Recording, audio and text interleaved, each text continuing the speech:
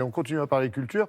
Tiens, on est mercredi, il y a canard avec des plumes, je pense, et ces fameuses plumes au menu, non? Oui, exactement. C'est Ouais. ce que m'a dit Patrice Romnen. Il m'a dit, tu verras la tradition, le Mercredi, mercredi, c'est canard. canard. Bon, je vous ai sélectionné quelques dessins dans le canard enchaîné, avec d'abord Greta Thunberg qui dénonce l'inaction des dirigeants pour le climat. Greta attaque, vous avez volé mes rêves et ma jeunesse, je porte plainte contre vous. Ce à quoi ils répondent, c'est ça.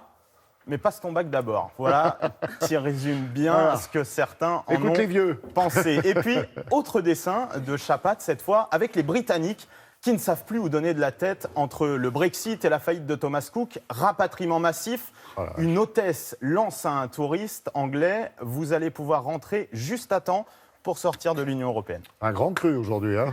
On est bon là. Et Boris Johnson, lui, justement, eh ben, il a mauvaise mine, désavoué par la Cour suprême, empêtré à son tour dans un Brexit au point mort. Les appels à la démission se multiplient. Et quand il se regarde dans le miroir, il commence à ressembler à Theresa May. Est-ce qu'il aura le même destin? En tout cas, ça commence à y ressembler. Et puis un dernier, pour la route, des nouvelles de Jérôme Cahuzac. Vous savez qu'il pourrait revenir à son passé de médecin en Corse. Regardez, Cahuzac va de nouveau faire des consultations à l'hôpital. Il dit à un patient avec aplomb, vous n'avez rien. Mais ça rassure pas du tout le patient qui se dit, il me dit ça les yeux dans les yeux, donc il ment. Ça pourrait être un peu compliqué, les premières consultations. Ah ouais. Bon, en même temps, ils cherchent tous, hein.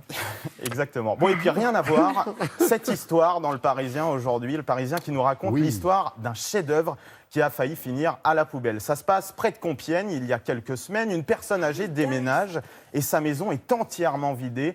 Tout doit partir à la déchetterie, ça aurait pu finir au puce de Saint-Ouen. Une commissaire-priseuse est quand même contactée pour une expertise et la suite... Le Parisien la raconte, dès ses premiers pas, la commissaire-priseuse s'arrête sur un petit tableau de 25 sur 20 cm. Dans cette cuisine ouverte, il trône sur un mur fixé au-dessus du bar et des plaques de cuisson. Il est pourtant en parfait état. La famille, elle, n'a aucune trace d'achat ou de provenance de l'œuvre. Le tableau est expertisé et aucun doute, c'est en fait un chef-d'œuvre d'un génie de la pré-Renaissance, l'artiste Cimabue. Rien ne laissait présager qu'une découverte aussi exceptionnelle allait être faite, racontent les experts. C'est exaltant pour tout le monde, encore plus stimulant quand on pense à son estimation entre 4 et 6 millions d'euros. Ce tableau, il sera mis en vente à la fin du mois d'octobre, à Senlis. Moralité, vérifiez bien que votre cuisine n'abrite pas un trésor.